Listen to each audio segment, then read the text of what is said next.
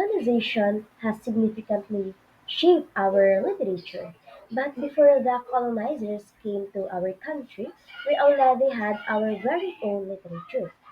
So, good morning everyone. I am Janaya Lorraine Lianzon, and today we are going to talk about historical overview of Philippine literature. So, we have here five periods.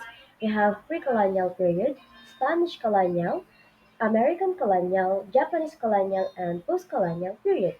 So let's first start with pre-colonial period, which happened from early times to 1564.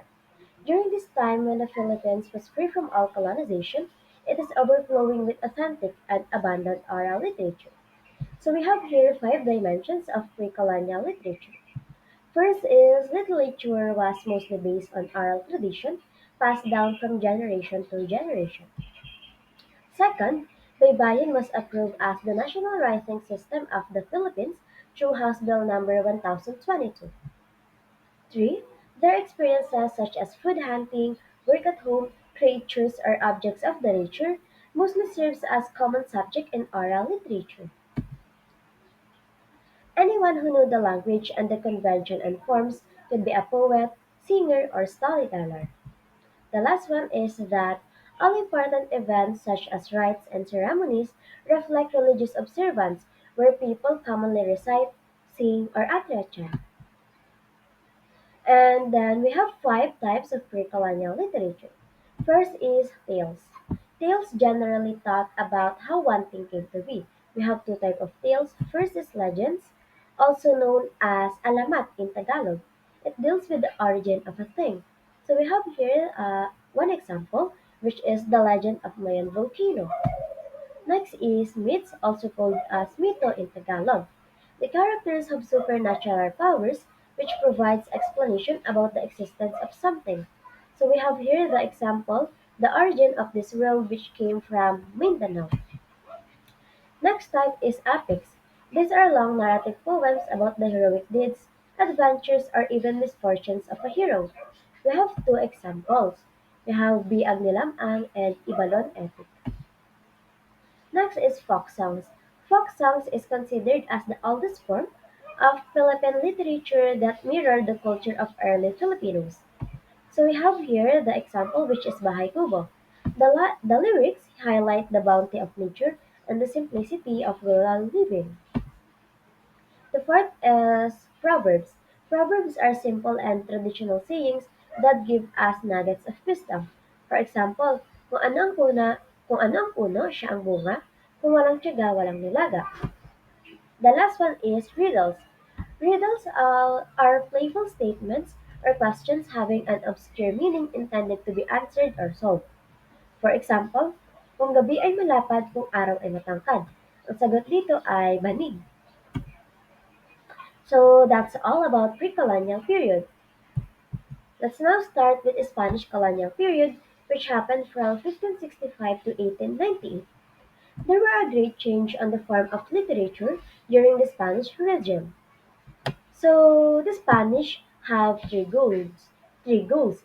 First is God. They wanted to spread Christianity. Next is gold, and the third one is glory. So ilustrado, it refers to the male who can study during the Spanish period, and Indios, it refers to the Filipinos who cannot study. So peninsulares, it refers to the people who was born on other country but grew up in the Philippines, while insulares, it refers to Filipinos who was born on the Philippines and grew up in the Philippines. So next is dimensions of Spanish literary period. The writing system during this period was Roman alphabet. The theme of literature was about Christianity and religion. The language used was Spanish, Tagalog, and the vernaculars. And the newspaper was Diaryong Tagalog. It is a newspaper written in Spanish Tagalog. So we have two types of Spanish colonial period. First is book. So ang example nato is Doctrina Christiana, written by Father Juan de Plasencia and Father Domingo Nieva. Next is recreational plays. It were mostly poetic in nature and intended to be performed during the Spanish era. So we have five dimensions of recreational plays. First is Cenaculo, a play depicting the life and suffering of Jesus Christ. Next is Carillo, a play using shadows to project animated figures made from cardboards. Next is Zarzuela, musical comedy that's usually comic and presents sarcastic look in society. Next is Maro. It depicts the conflicts of Christians and Muslims. And the last one is Duplo. It is connected to morning rituals of the Catholics and harvest celebrations. So during the Spanish colonial period, the period of enlightenment happened. So after 800 years of passivity under the Spanish rule, the Filipino awakened when the three priests, Gomez, Burgos, and Zamora, was guillo- guillotined without sufficient evidence of guilt. This occurred on 17th of February. So we have here the two books na nakahelp sa mga Filipino para bukas ang kanilang mga isipan. First is Nalimit Tangere, which was written by Jose Rizal. He courageously exposed the evils in Spanish-run government in the Philippines. So Nalimit Tangere is also known as Novel of Society. Next is El Filibusterismo. He exposed those in government and in the church.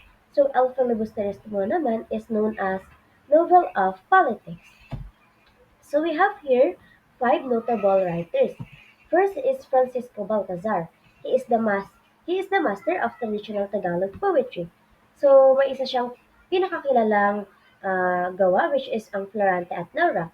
Ang Florante at Laura is considered as the most famous magical romance. Next is Pedro Paterno. He was the first Filipino who wrote poetry in Spanish. Next is Jose Rizal. His full name is Jose Protasio Rizal Mercado Alonzo y Realanda. He is a prominent illustrator and the country's national hero. Next is Andres Bonifacio. He is the founder of the Katipunan. So one of his famous work is Pag-ibig sa Tinubuang Lupa. The last one is Leona Florentino. She is the mother of Philippine women's literature. So that's everything about Spanish colonial period. Let's now proceed to American colonial period, which happened from 1998 to 1946. The Filipino revolutionists went against the Spaniards, who colonized our country for more than 300 years. So on June 12, 1898, the Philippine flag was raised, which is a symbol of independence. Emilio Aguinaldo. Emilio Aguinaldo is the first president of the Philippines. Next is Tamasites. Tamasites are American soldiers who came to our country to become a teacher. So we have here four dimensions of American colonial literature. First is short stories became the most prevalent literary form. Second, the American literary works and the coming of American teachers encouraged Filipino writers to use English language. Third is most of the literary works were considered imitative, but then later on evolved to a new variety of subjects, styles, and conventions of writing. Then the last one is common theme in plays was all about nationalism. So we have one type of American colonial literature, which is short story. These are brief fictional prose narrative that is shorter than novel and usually deals with only a few characters. So meron tayong isang example which is Dead Star.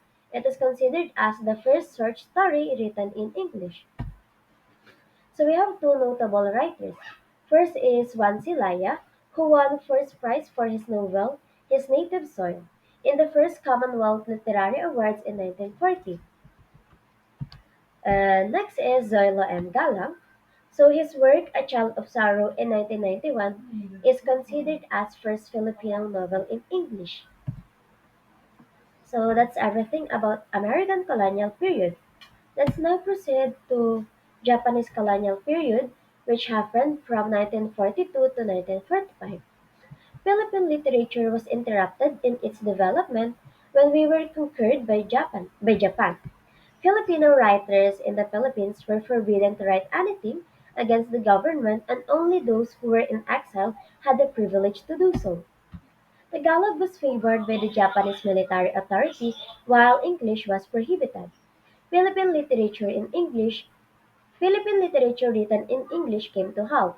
So Japanese colonial period was considered as the golden age of Philippine literature. So we have here four dimensions of Japanese colonial literature. All forms of writing were censored because there were no freedom of speech.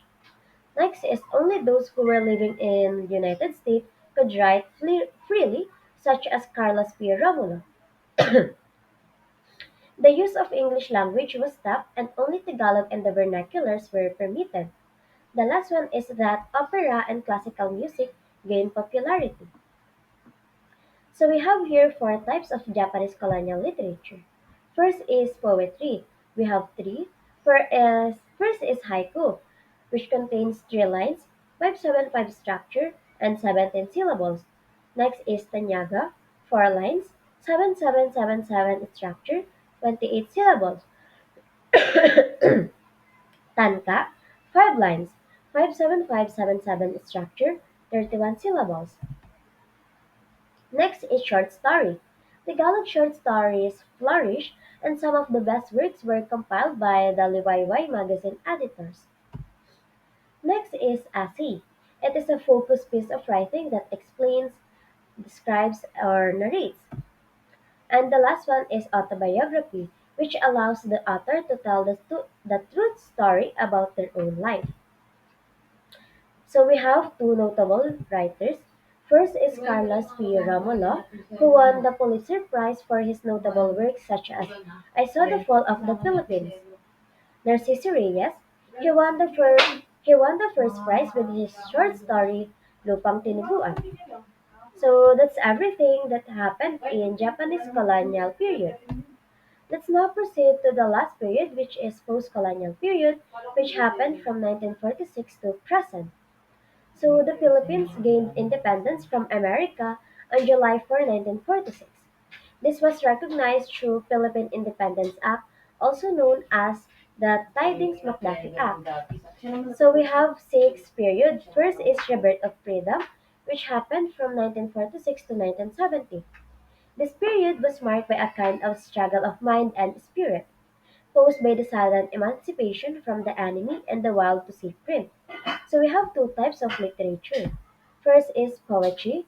Ang example dito ay When I See a Barang-Barang by, when, by Maximo Ramos. So ito yung poetry na yun. And next is short story. So we have five examples. We have Flighted Word by Narciso Reyes, Scent of Apples by Bienvenido Santos, Cadaver by Alberto Florentino. They Called It Brotherhood by Maximo Sullivan, and the last one is Kwento ni Mabuti by Genoveva Madroza. So next is the period of activism, which happened from 1970 to 1972. The period of activism refers to a significant period in the Philippine history. According to Posiano Pineda, youth activism was due to domestic and worldwide causes. Because of the ills of society, the youth moves to seek reforms. So, ang president during this time was Ferdinand Marcos, and his full name is Ferdinand Emmanuel Adrialin Marcos Sr. So on September 21, 1972, he declared martial law. So martial law is a temporary rule by military authorities of a designated area in time of emergency when the civil authorities are deemed to unable to function. Next period is the period of new society from 1972 to 1980. The Carlos Pallanca Award continued to give annual awards. So during this time, poems dealt with patience, regard for nature, customs, and beauty of the nature and surroundings. Next is period of Third Republic. Martial law was last lifted on January 2, 1981. Poems during this period were revolutionary and romantic. Many Filipino songs dealt with the themes that were true to life, like those of grief, poverty, aspirations for freedom, love of God, of country, and of fellow men. Next is post-Adsawan Revolution, which happened from 1986 to 1999. Once more, the Filipino people regained their independence, which they lost 20 years ago. In 4 days from February 21 to 25, 1986, the so-called People Power na kilala sa Tagalog as Lakas ng Bayan prevailed. So the now crowning newspapers that enjoyed an overnight increase in circulation were the Inquirer, Malaya, and People's Journal. So ang pinakakilala ngayon na newspaper is the Inquirer, also known as Philippine Daily Inquirer. And the last period is 21st century period, which happens from 2000 to present. So we have 12 literary genres. First is illustrated novel. These are stories through text and illustrated images. Some stories may contain no text at all. The reader must interpret the message to comprehend the story of the text. So we have two examples. We have The Invention of Hugo Cabret by Brian Selznick and The Arrival by Shantan. Next is digifiction, which is a triple media of literature. It combines three media, which are book, movie, or video and internet website. To get the full story, the reader must engage with navigation. Some example is Skeleton Creek by Patrick Carman and Level 26 by Anthony Zuiker's. Next is graphic novel, narrative in comic book format. The term is employed in a broad manner, encompassing nonfiction works and thematically linked short stories. So, ang best example dito is the Archie Comics. So, may iba't iba tong parts and it is a good example of graphic novel kasi makikita talaga natin na in comic book format siya. And next is manga. It is a Japanese term for comics. It is considered as artistic and storytelling style. So we have this called Ameri manga, which is a manga created by American artists. So seinen, it refers to boys manga. Shoujo refers to girls manga. Kodomo, children's manga. Seinen, men's manga, and hoshi for women's manga.